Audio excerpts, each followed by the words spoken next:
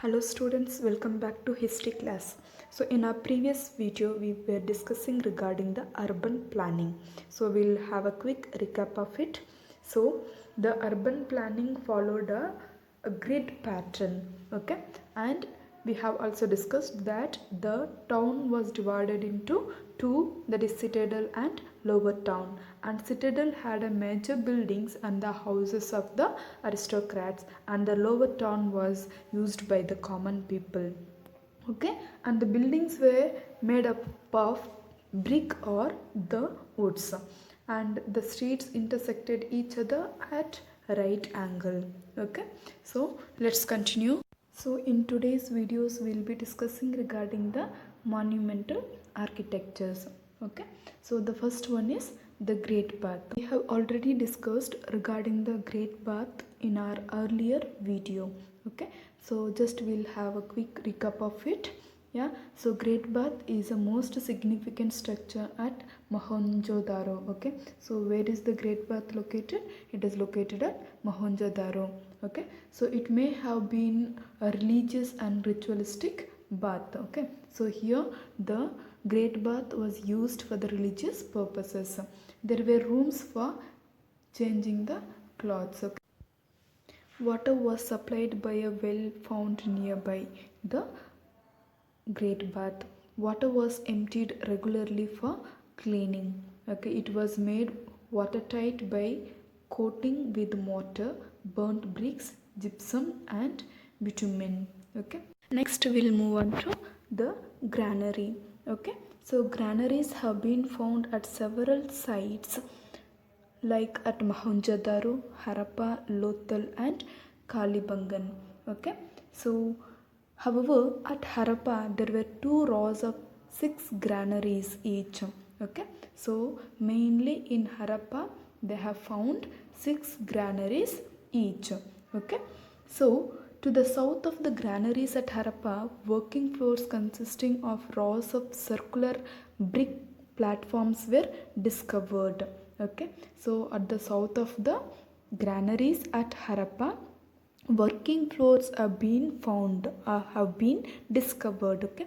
So it is believed that these floors were meant for threshing grains because wheat and barley grains were found in the crevices of the floors, okay.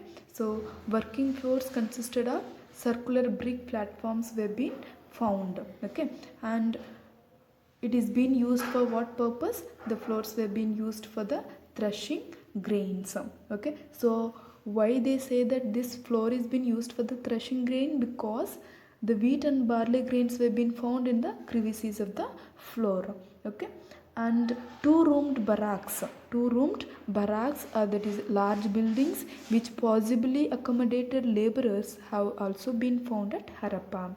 The location of Harappa near the river Ravi suggests that food grains were brought into this place through the boat, okay. So it was built on a raised platform in order to protect it from the flood, okay.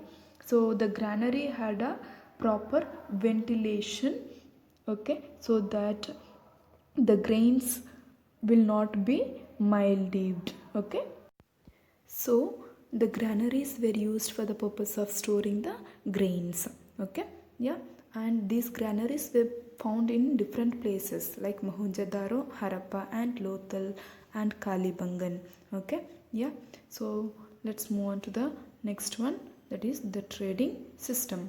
We have got enough evidence that the Harappans had a highly developed system of trade, okay. So the evidences like granaries, numerous seals, uniform scripts, unregulated weights and measures, okay, give the proof that they had the trading practices, okay. So the Harappa, Mohenjo-daro, and Lothal, okay, carried on considerable trade by using the stone, metal shells, etc. with the Indus civilization zone, okay. So in some cases common products have been also found in all the areas indicating some kind of trade, okay. So they didn't use the metal money, but They carried on all exchanges through barter system. Now what is barter system? Barter system means, yes, they exchange the goods for one another. Okay, so here in the image you can see an apple for a handful of wheat.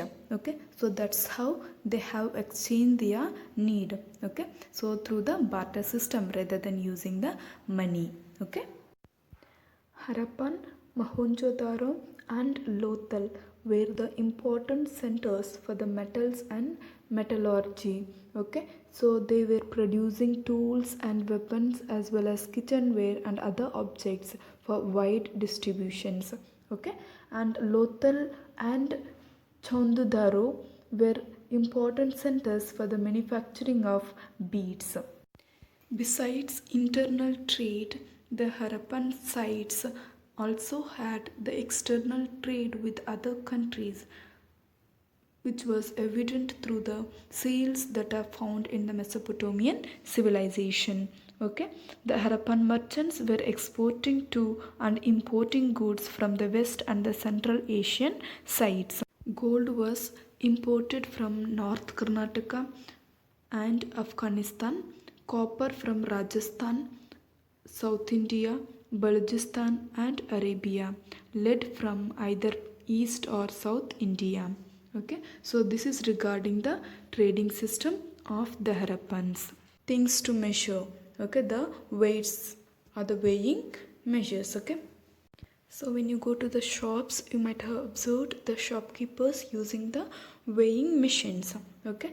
In the same way, even the Harappans used the weights and the measures. A number of stone weights have been discovered from the excavation sites. A number of stone weights have been discovered from the excavation sites.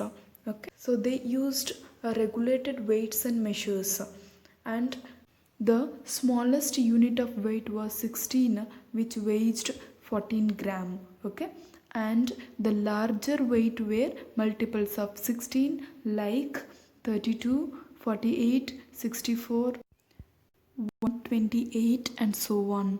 The smaller ones were all fractions of 16.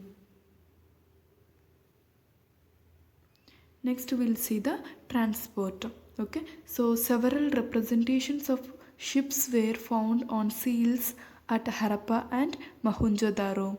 A terracotta model of a ship was discovered from Lothal, pointing to the use of ships. Okay, so Lothal dockyard is the world's earliest known dockyards.